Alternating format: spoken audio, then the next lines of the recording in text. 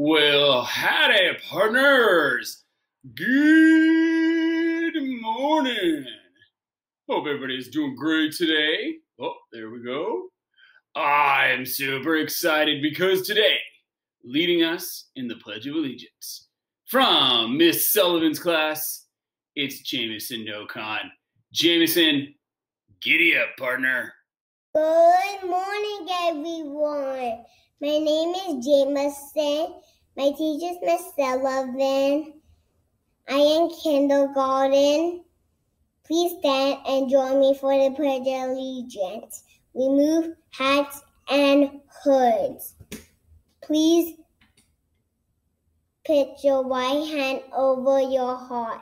Ready? Begin. I pledge allegiance to the flag of the United States of America and to the republic for which it stands, one nation, under God, indivisible, with liberty and justice for all.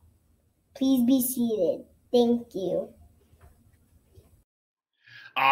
Jameson, you crushed it. Way to go, buddy.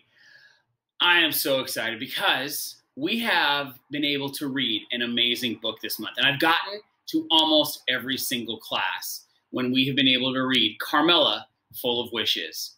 And so what I thought I'd do today is I'm going to share with you another reading from our same author, Matt de la Pena, and our illustrator, Christian Robinson. One of their books that has won numerous awards. It's called The Last Stop on Market Street. And I love it because it fits so well with our theme of enthusiasm. Because it tells the story of a young man who rides the bus with his grandmother. And he doesn't quite really appreciate a lot of the amazing things he has in his life. And that's part of enthusiasm. It's finding joy maybe where you didn't think it would be. And so as you begin your day and you're learning new things and you're engaging with people, remember that to find that enthusiasm, to find that joy and just the experience in what's going on around you. I hope you enjoy this. I'm also really excited because it's actually read by the illustrator, Christian Robinson. Have an amazing day. Be enthusiastic. Find that joy and make today absolutely amazing. Have a great day, everybody. If you open the whole jacket, you see the whole bus. All right, should we begin? All right. Last stop on Market Street.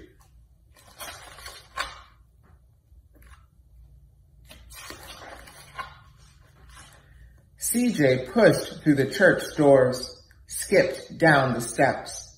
The outside air smelled like freedom, but it also smelled like rain, which freckled CJ's shirt and dripped down his nose. He ducked under his Nana's umbrella, saying, "How come we gotta wait for the bus and all this wet?" "Trees get thirsty too," his Nana told him. "Don't you see that big one drinking through a straw?" CJ looked for a long time, but never saw a straw. Can you see a straw? From the bus stop, he watched water pool on flower petals, watched rain patter against the windshield of a nearby car. His friend Colby climbed in, gave CJ a wave, and drove off with his dad. "Nana, how come we don't got a car?" "Boy, what do we need a car for? We got a bus that breathes fire. And old Mr. Dennis, who always has a trick for you." The bus creaked to a stop in front of them. It sighed and sagged, and the doors swung open. "What's that I see?" Mr. Dennis asked. He pulled a coin from behind CJ's ear, placed it in his palm. Nana laughed her deep laugh and pushed CJ along. They sat right up front. The man across the way was tuning a guitar. An old woman with curlers had butterflies in a jar. Nana gave everyone a great big smile and a "good afternoon." She made sure that CJ did the same. The bus lurched forward and stopped, lurched forward and stopped. Nana hummed as she knit. "How come we always gotta go here after church?" CJ said. Miguel and Kobe never have to go nowhere. I feel sorry for those boys, she told him. They'll never get a chance to meet Bobo or the Sunglass Man, and I hear Trixie got herself a brand new hat. CJ stared out the window, feeling sorry for himself. He watched cars zip by on either side, watched a group of boys hop curbs on a bike. A man climbed aboard with a spotted dog. CJ gave up his seat. How come that man can't see? Boy, what do you know about seeing? Nana told him. Some people watch the world with their ears. That's a fact. Their noses too, the man said, sniffing the air. That's a mighty fine perfume you're wearing today, ma'am. Nana squeezed the man's hand and laughed her deep laugh. Two older boys got on next. CJ watched as they moved on by and stood in the back. Sure wish I had one of those, he said. Nana set down her knitting. What for? You got the real-life thing sitting across from you. Why don't you ask the man if he'll play us a song? CJ didn't have to. The guitar player was already plucking strings and beginning to sing. To feel the magic of music, the blind man whispered, I like to close my eyes. Nana closed hers too. So did CJ and the spotted dog. And in the darkness, the rhythm lifted CJ out of the bus, out of the busy city.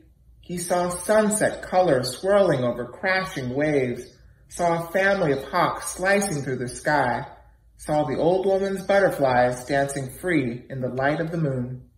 CJ's chest grew full, and he was lost in the sound, and the sound gave him the feeling of magic.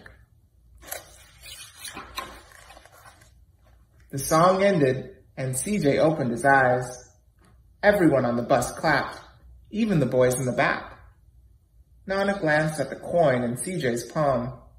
CJ dropped it in the man's hat. Last stop on Market Street, Mr. Dennis called.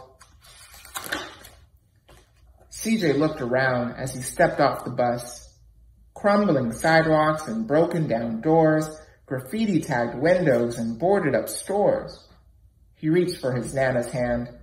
How come it's always so dirty over here? She smiled and pointed to the sky.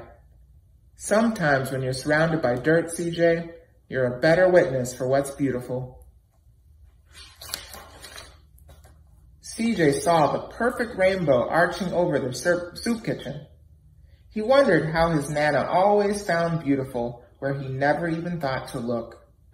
He looked all around them again, at the bus rounding the corner out of sight, at the broken street lamps still lit up bright, and the stray cat shadows moving across the wall. Can you see the rainbow? When he spotted their familiar faces in the window, he said, I'm glad we came. He thought his Nana might laugh her deep laugh, but she didn't. She patted him on the head and told him, Me too, CJ. Now come on. And that is the story of Last Stop on Market Street.